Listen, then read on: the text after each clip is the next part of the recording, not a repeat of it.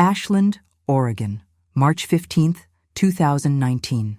In the quiet suburban neighborhood of Ashland, Oregon, something extraordinary was happening that would soon unravel into one of the most unusual criminal investigations in the Pacific Northwest.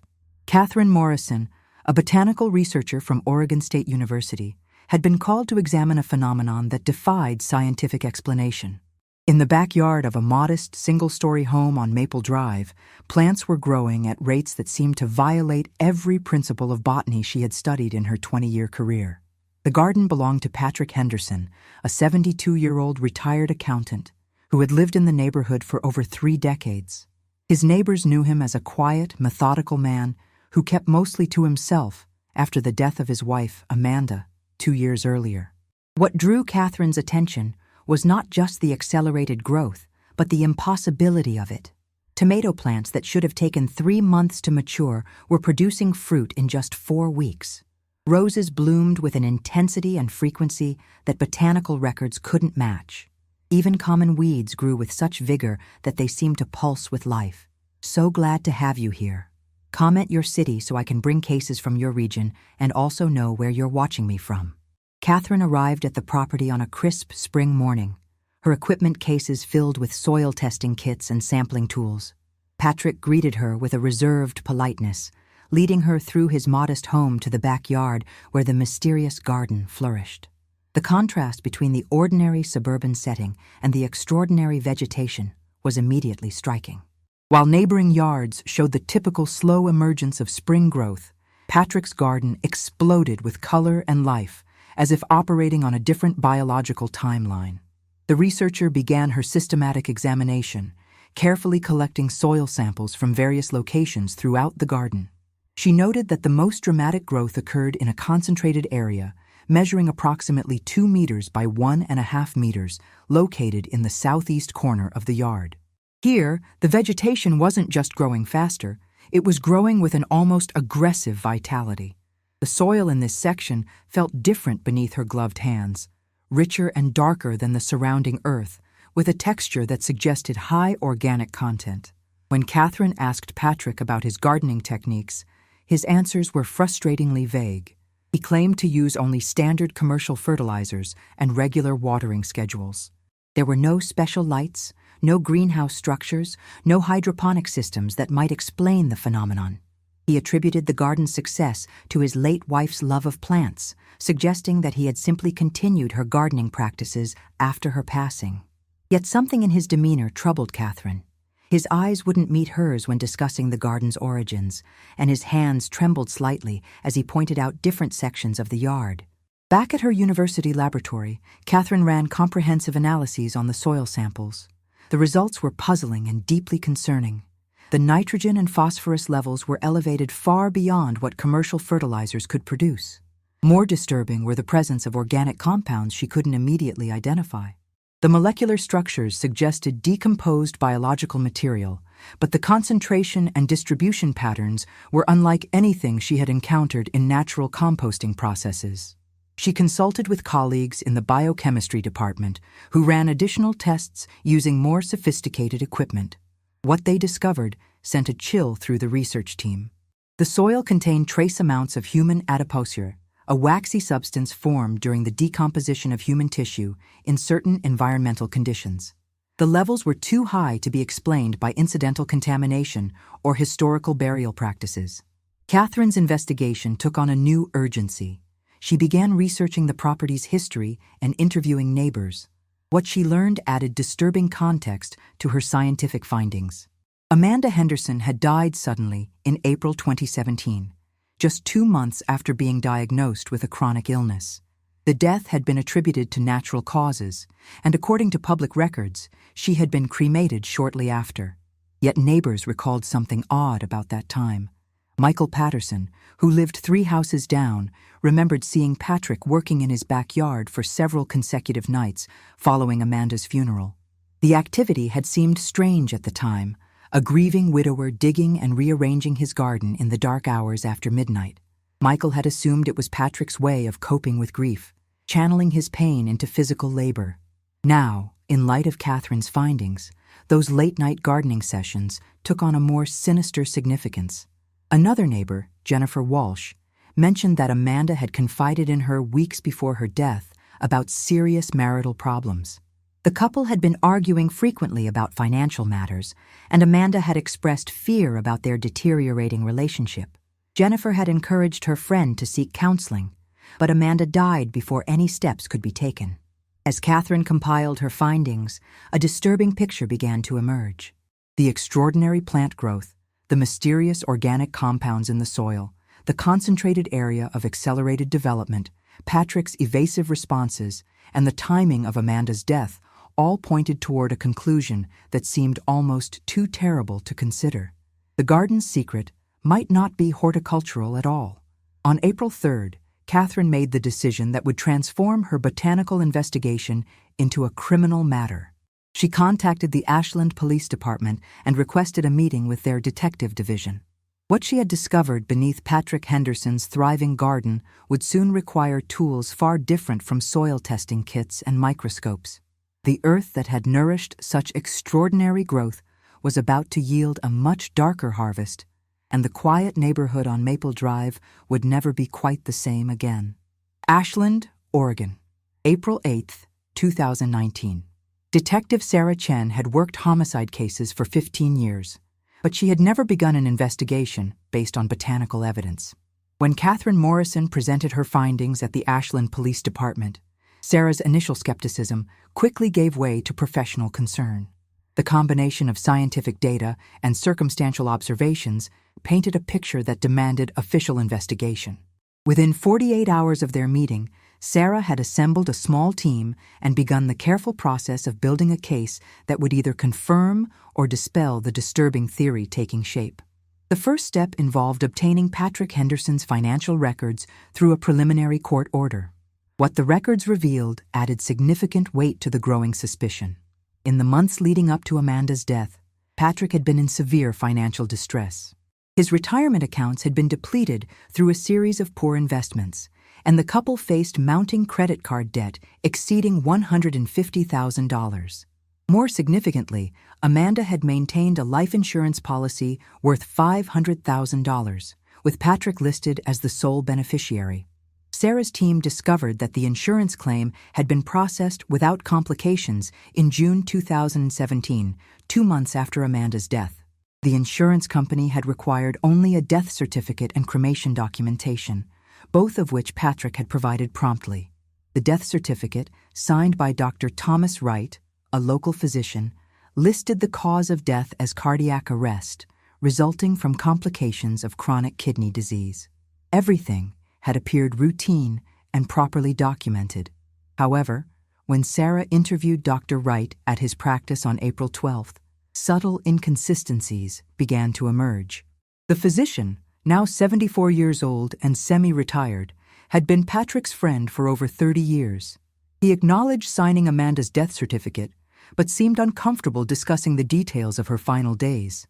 When pressed about the medical examinations he had conducted before certifying the death, Dr. Wright's responses became notably vague. He claimed his records were complete, but admitted he hadn't performed an autopsy or ordered extensive testing before signing the certificate. The detective's investigation expanded to include Amanda's medical history. Hospital records showed that Amanda had been diagnosed with early-stage kidney disease in February 2017, but her condition had been considered manageable with medication and dietary changes. Her nephrologist, Dr. Rachel Foster, expressed surprise when informed of Amanda's death, stating that her patient's condition hadn't been severe enough to cause sudden cardiac arrest. Dr. Foster noted that Amanda had missed her last 2 scheduled appointments in March 2017, which was unusual given her previously diligent attendance. Sarah obtained a warrant to access the Hendersons' home under the pretense of a routine welfare check and property assessment. On April 15th, she visited the residence with Catherine Morrison and a forensic specialist. Patrick's demeanor during the visit was cooperative, but noticeably anxious. He granted permission for a walkthrough, though his hands shook as he unlocked the back door leading to the garden. The forensic specialist used ground-penetrating radar to scan the area of concentrated plant growth that Catherine had identified. The equipment detected a significant disturbance in the soil at a depth of approximately 60 centimeters, precisely where the most vigorous vegetation flourished. The radar images showed a void pattern consistent with decomposed organic material concentrated in a roughly rectangular shape, measuring about 180 centimeters by 50 centimeters. While examining the property, Sarah's team discovered a garden shed at the rear of the lot. Inside, they found bags of commercial lime and organic fertilizer, purchased quantities far exceeding what would be needed for a garden of this size. More concerning were the dates on the receipts tucked into a box on the workbench. Patrick had purchased these materials in bulk during the last week of April 2017, just days after Amanda's documented cremation. The timeline made no sense if Amanda had truly been cremated as the records indicated. Sarah interviewed additional neighbors, and a pattern of suspicious behavior emerged. Elizabeth Moore, who lived directly behind the Henderson property, recalled hearing digging sounds late at night in late April 2017. She had looked out her window and seen Patrick working in his yard by flashlight, which had struck her as odd, but not necessarily alarming at the time. She also remembered that a strong, unpleasant odor had permeated the neighborhood for several days that week, which Patrick had explained away as a problem with his septic system. The detective obtained security camera footage from a house 2 doors down from the Henderson residence. The homeowner, David Chen, had installed cameras after a series of package thefts in early 2017. The footage showed Patrick's car leaving his driveway at unusual hours during the week following Amanda's death, returning each time with his trunk visibly loaded with materials. On one occasion, the timestamp showed him arriving home at 2:30 in the morning. Financial records revealed another troubling detail. In March 2017, 1 month before Amanda's death, Patrick had made several purchases from an online agricultural supply company. The orders included items typically used in farming operations, but unusual for suburban gardening: industrial-grade arsenic-based pesticides, large quantities of plastic sheeting, and commercial lime in quantities suggesting professional agricultural use rather than home gardening. Sarah's team traced the cremation documentation that Patrick had provided to the insurance company. The cremation had allegedly been performed by Riverside Memorial Services, a local funeral home. When detectives visited the facility on April 18th, they spoke with the director, James Martinez, who confirmed handling Amanda Henderson's cremation. However, when shown photographs of Amanda from before her death, Martinez's expression shifted to confusion. He stated that the body he had cremated had been significantly decomposed, which was unusual for someone who had died in a hospital setting only days earlier. The funeral director pulled his records and revealed something that dramatically altered the investigation's direction.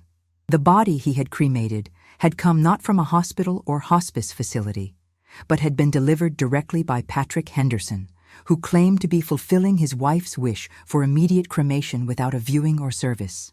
Martinez had accepted this explanation and proceeded with the cremation, never questioning why the body showed signs of advanced decomposition inconsistent with a recent hospital death. On April 22nd, Sarah presented her compiled evidence to the district attorney's office.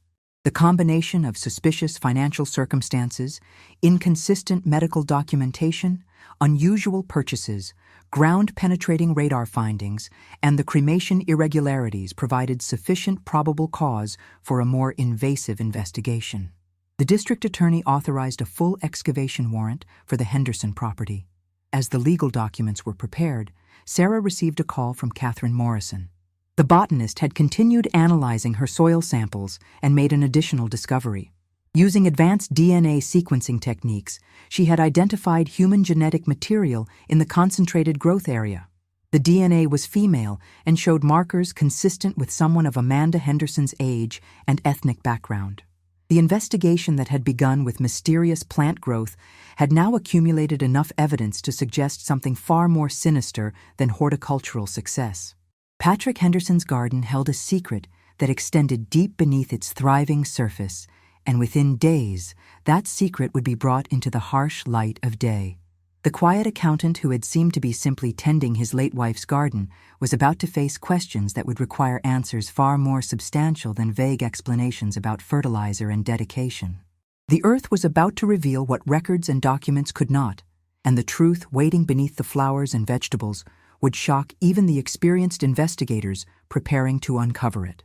Ashland, Oregon, May 6, 2019. The morning of May 6th arrived with unseasonably cool temperatures and overcast skies, an atmospheric backdrop that seemed fitting for what was about to unfold on Maple Drive. Detective Sarah Chen stood at the perimeter of Patrick Henderson's property as forensic teams prepared their equipment for the excavation. The warrant had been executed at dawn, and Patrick had been taken to the police station for questioning while investigators began the methodical process of uncovering what lay beneath his extraordinary garden. The excavation team worked with archaeological precision, carefully removing layers of soil and documenting every stage of the process. Catherine Morrison stood nearby with members of the forensic biology unit, ready to analyze anything the dig might reveal. News of the investigation had leaked to local media, and a small crowd of neighbors and reporters gathered behind police barriers, watching as the quiet suburban street transformed into a crime scene. By mid-morning, the excavation team had reached a depth of 45 centimeters in the concentrated growth area. The soil's texture changed noticeably at this level, becoming darker and more compacted. The lead forensic archaeologist noted the presence of lime deposits, consistent with the materials found in Patrick's garden shed. Lime was commonly used to accelerate decomposition and control odors, a fact that added grim significance to its presence in this location. At approximately 11:15, the excavation team made their first significant discovery. Fragments of plastic sheeting emerged from the soil, the same type of heavy-duty material that Patrick had purchased in March 2017. The sheeting had deteriorated over 2 years of burial, but remained intact enough to suggest it had been used as wrapping material. The team slowed their pace even further, using hand tools and brushes to carefully expose what the plastic had contained. Within an hour, human remains began to emerge from the earth. The excavation team worked with solemn efficiency, documenting the position and condition of every bone and fragment. The remains were partially skeletonized, with some soft tissue preserved by the lime and soil conditions. Despite 2 years of burial, enough remained for investigators to make preliminary observations. The skeletal structure indicated an adult female, consistent with Amanda Henderson's known physical characteristics. While the excavation continued, Sarah received updates from the interrogation room at the police station. Patrick had invoked his right to remain silent and requested an attorney. His lack of cooperation was expected, but his behavior during transport had been telling. Officers reported that he had become visibly distressed when told about the excavation, his composure cracking for the first time since the investigation began. By early afternoon, the excavation team had fully exposed and documented the burial site. The remains were carefully extracted and transported to the State Forensic Laboratory for detailed analysis. Even before autopsy results could be obtained, the circumstantial evidence was overwhelming. The location matched exactly with the area of extraordinary plant growth. The burial depth corresponded with the ground-penetrating radar findings, and the use of lime and plastic sheeting indicated deliberate concealment. Sarah's investigation took a crucial turn when the forensic team made an additional discovery in the soil surrounding the remains. Small fragments of bone that didn't belong to the primary skeleton were found scattered throughout the burial area.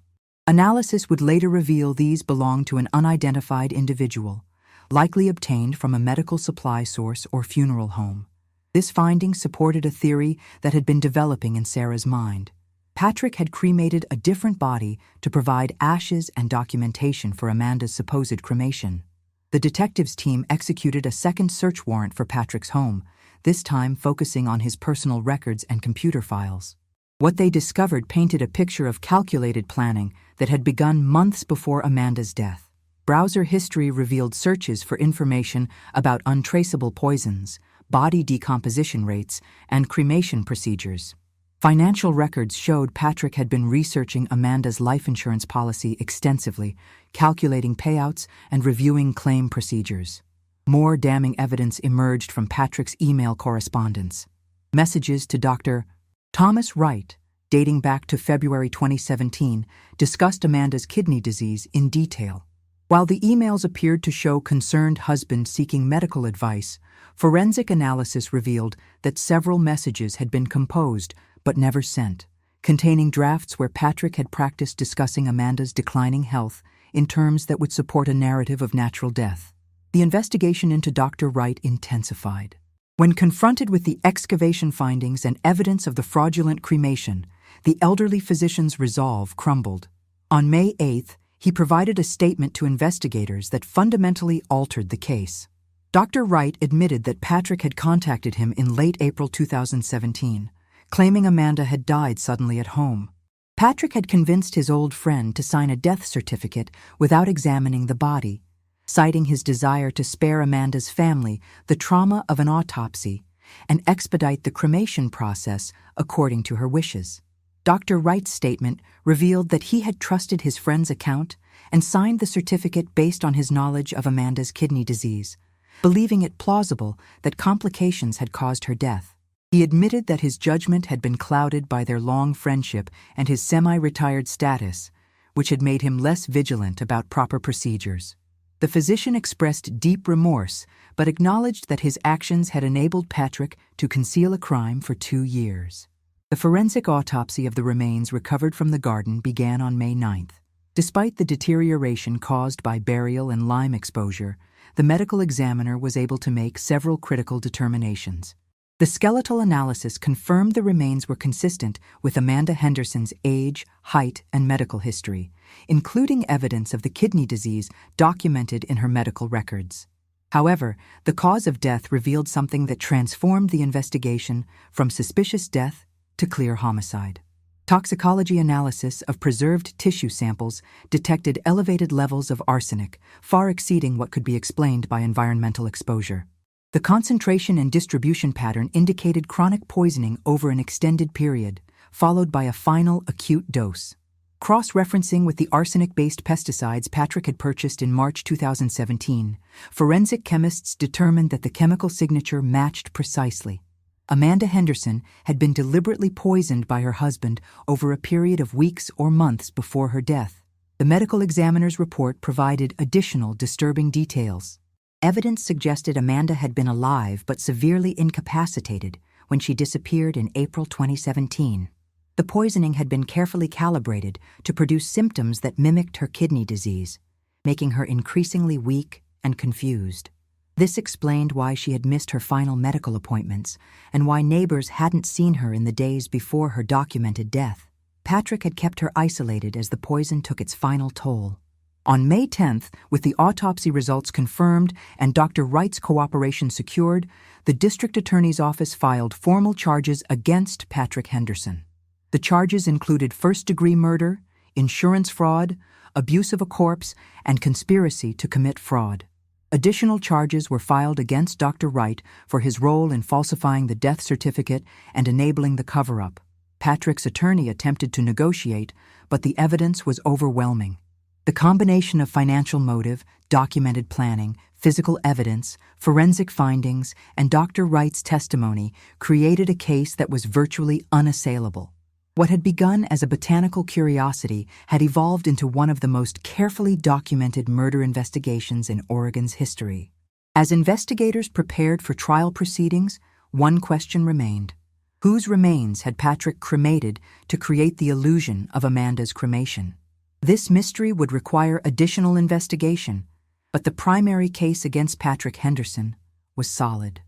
The garden that had flourished so remarkably had indeed been nourished by death, and the man who had tended it so carefully was about to face the full weight of justice for the crime hidden beneath its thriving surface.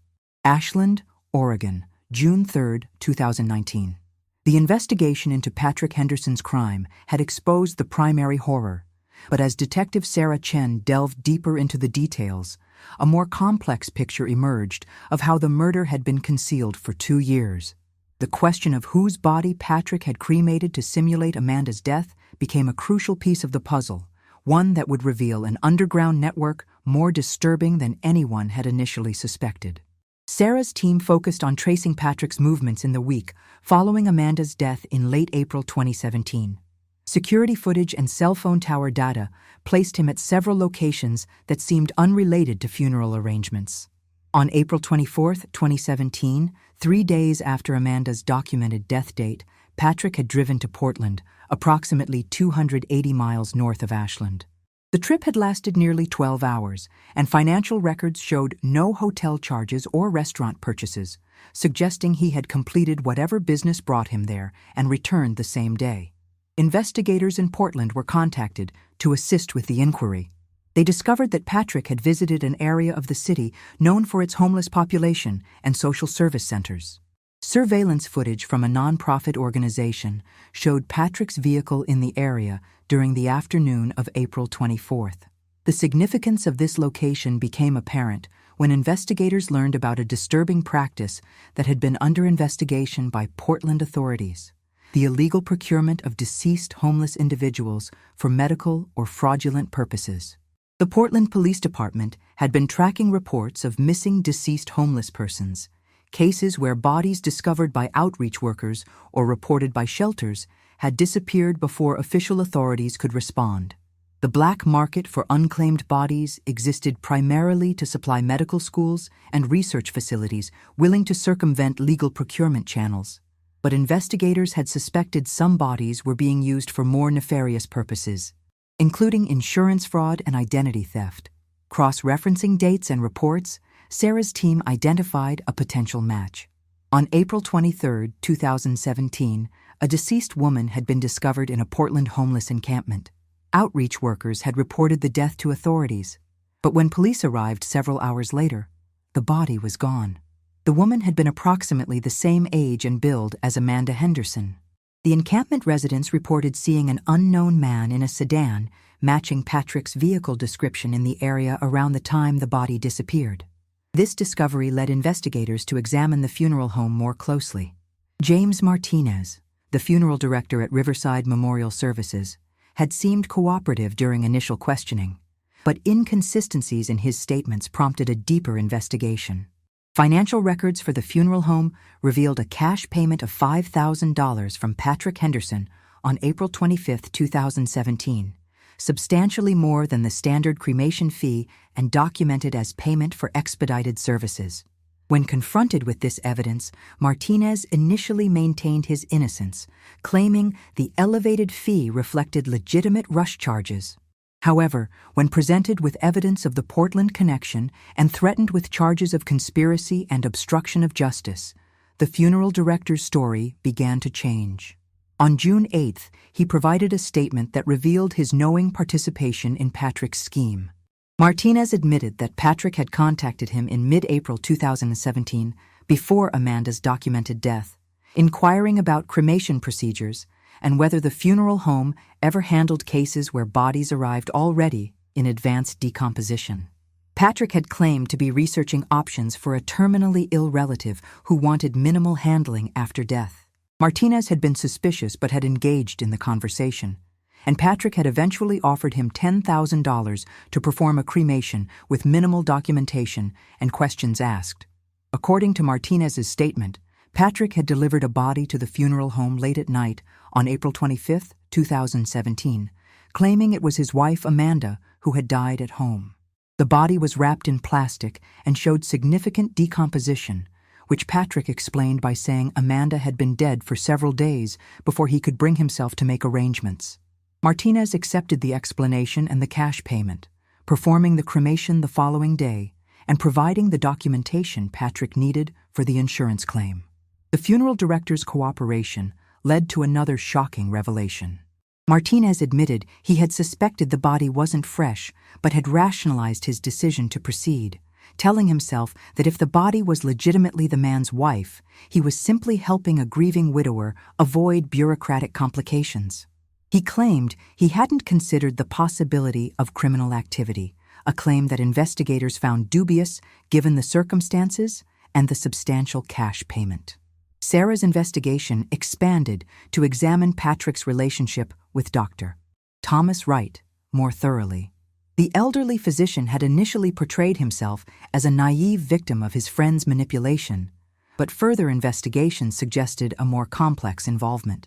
Bank records revealed that Patrick had paid Dr. Wright $15,000 in May 2017, documented as a loan but never repaid and apparently never expected to be. When confronted with this evidence, Dr. Wright's attorney negotiated a fuller disclosure in exchange for a reduced charge recommendation. The physician admitted that Patrick had told him Amanda was dead and asked him to sign a death certificate citing natural causes, but Dr. Wright had suspected something was amiss. The substantial payment had convinced him to set aside his concerns and trust his friend's explanation. He acknowledged that he had been willfully blind to the possibility of foul play, prioritizing his friendship and the financial benefit over his professional obligations. The investigation also revealed that Patrick had been more calculating in his planning than initially apparent. Forensic accountants discovered he had begun researching Amanda's life insurance policy and its payout conditions as early as January 2017, 3 months before her death. He had contacted the insurance company multiple times with hypothetical questions about claim procedures, death certificate requirements, and payout timelines, careful never to mention Amanda by name, but clearly gathering information for his eventual scheme. Computer forensics teams recovered deleted files from Patrick's laptop that provided chilling evidence of premeditation. Documents dating to early 2017 contained detailed notes about arsenic poisoning, including dosage calculations, symptom timelines, and methods for disguising poisoning as natural illness progression. Patrick had researched how arsenic poisoning could be made to mimic kidney disease symptoms, allowing him to administer the poison while attributing Amanda's declining health to her existing medical condition. More disturbing were journal entries found in encrypted files on Patrick's computer.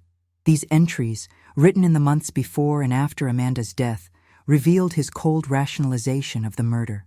He had documented his financial situation, calculated that Amanda's life insurance would solve his problems, and convinced himself that her death was a necessary solution to circumstances he blamed partially on her spending habits and medical expenses.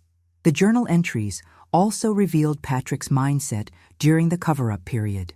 He expressed satisfaction with how smoothly his plan had proceeded, and noted that the garden's unexpected flourishing had initially worried him, concerned it might draw attention to the burial site. However, he had later decided that the thriving vegetation actually provided perfect camouflage, making the area seem like a testament to his late wife's green thumb rather than a grave. By mid-June, the full scope of Patrick Henderson's crime had been documented. What had appeared to be a relatively straightforward case of murder and concealment had revealed itself as an elaborate conspiracy involving multiple participants, illegal body procurement, professional misconduct, and systematic fraud. The investigation had exposed not just one man's crime, but a network of individuals willing to compromise their ethics and legal obligations for financial gain.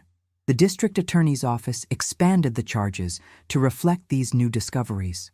Patrick now faced additional counts of conspiracy, illegal disposition of human remains related to the Portland body, and financial crimes related to the insurance fraud.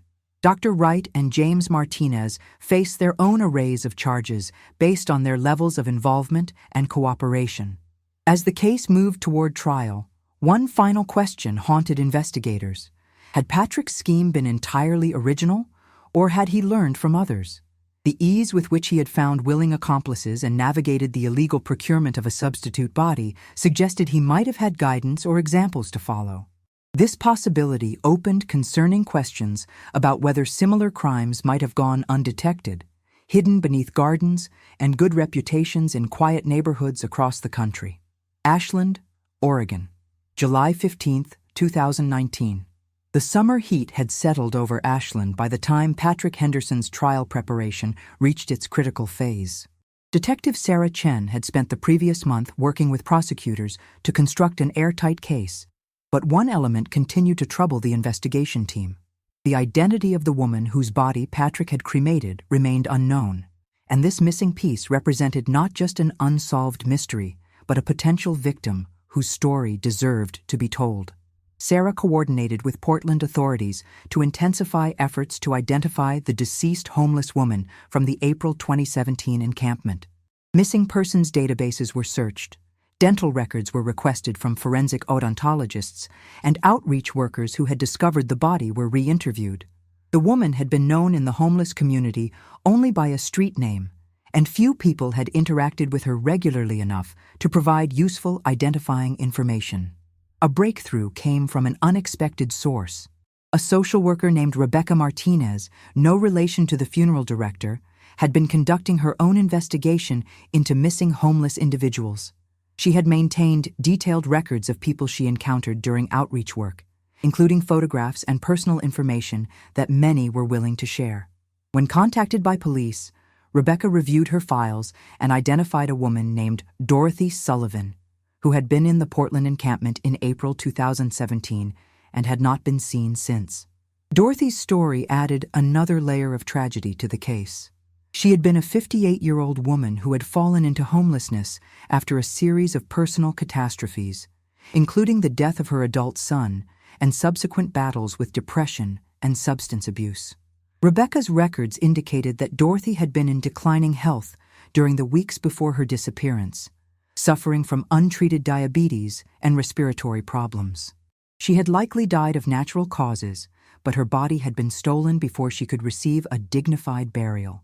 Dental records confirmed that the remains cremated by James Martinez matched Dorothy Sullivan's dental profile. This identification transformed what had been a faceless element of Patrick's crime into a deeply personal violation.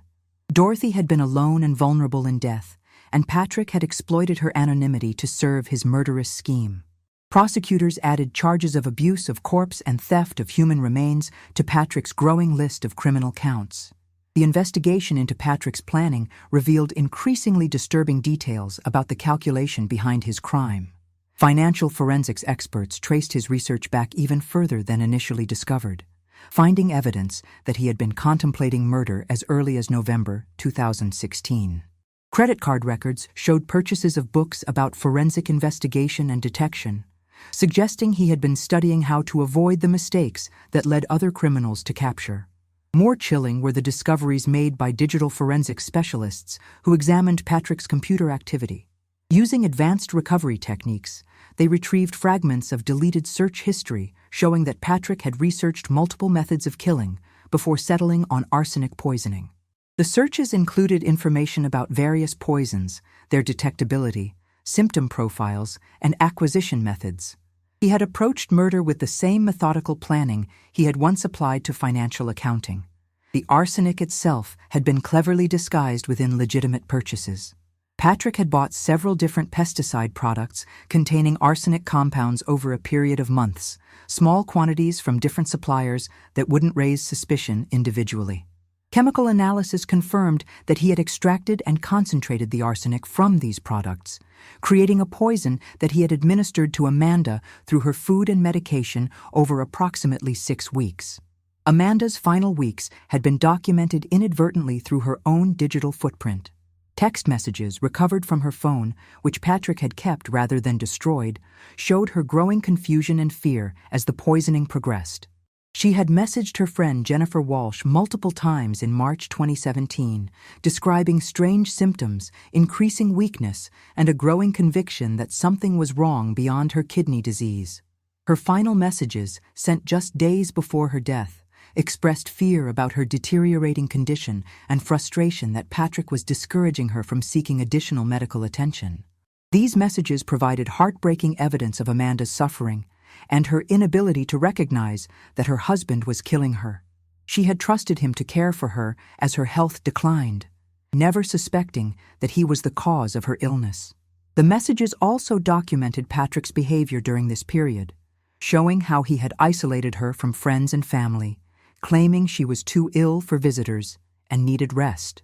Jennifer Walsh's testimony would prove crucial in establishing the timeline and Patrick's consciousness of guilt. She recalled multiple occasions when she had attempted to visit Amanda in March and early April 2017, only to be turned away by Patrick with explanations that his wife was sleeping or too weak for company.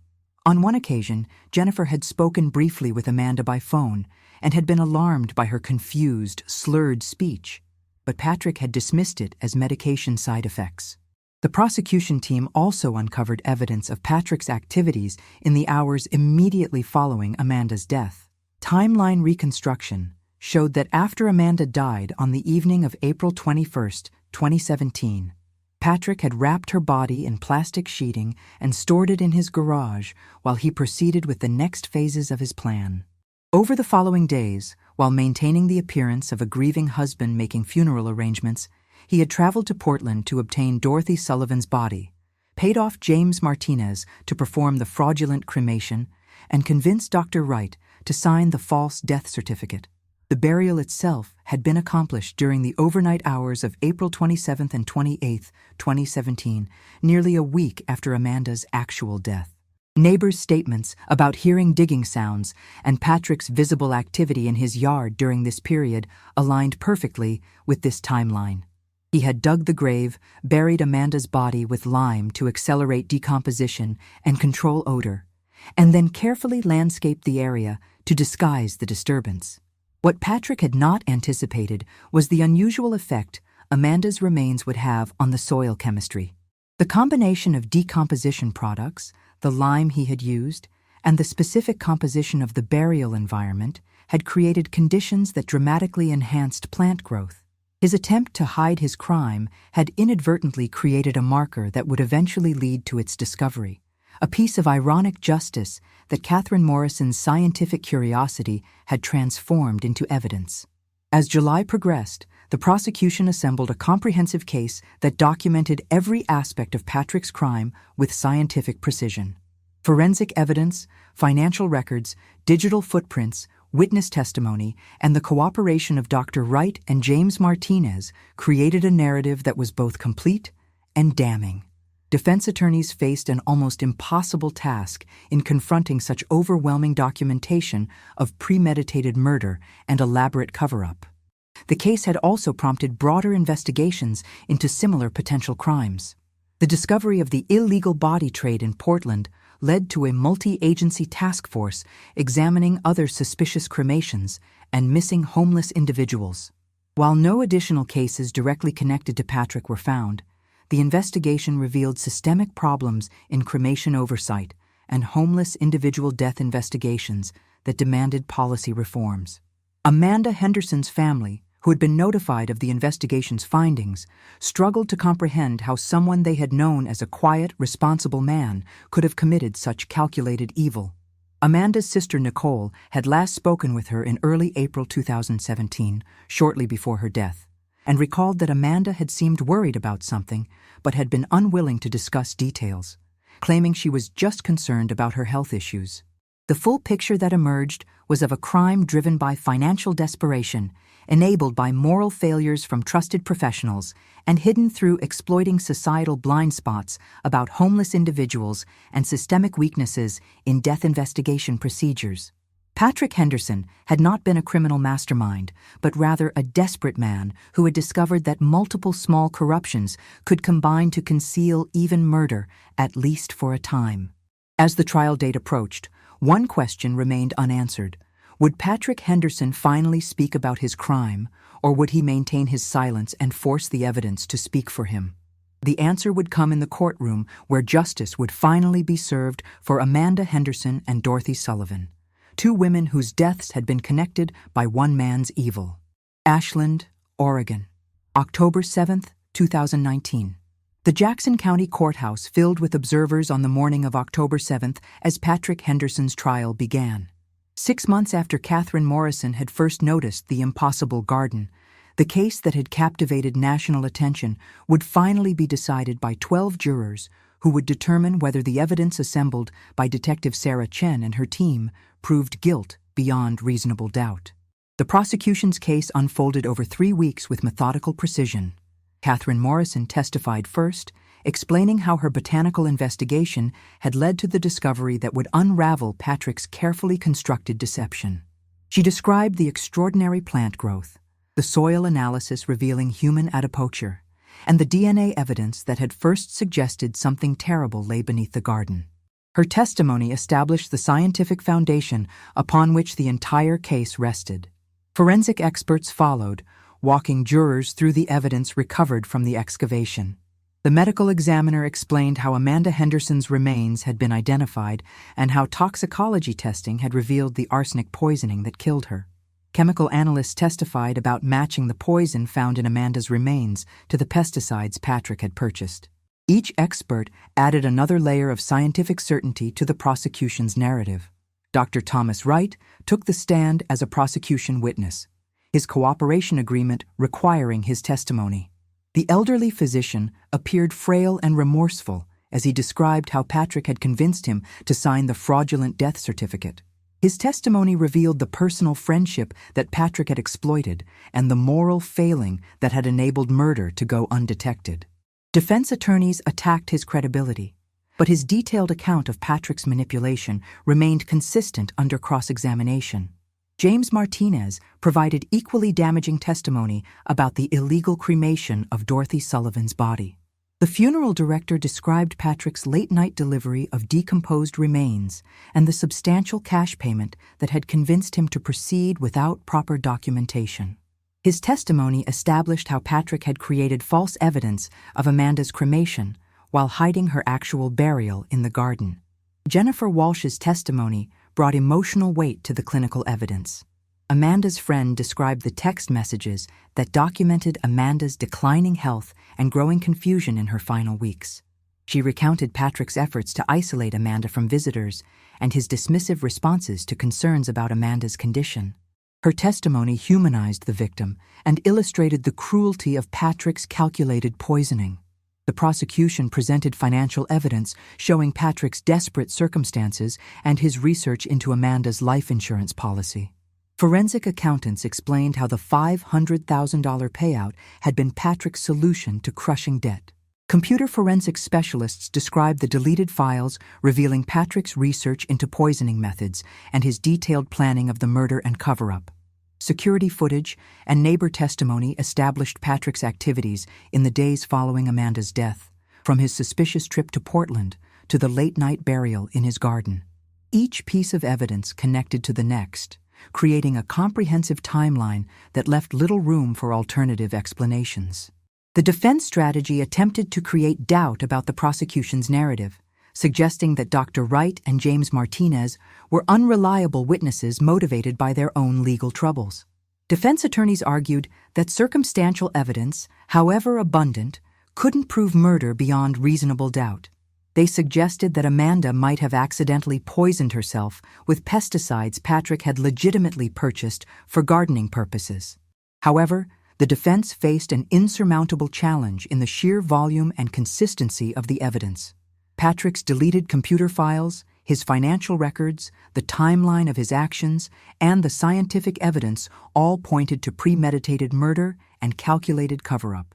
The defense's alternative theories struggled to explain the totality of the evidence the prosecution had assembled.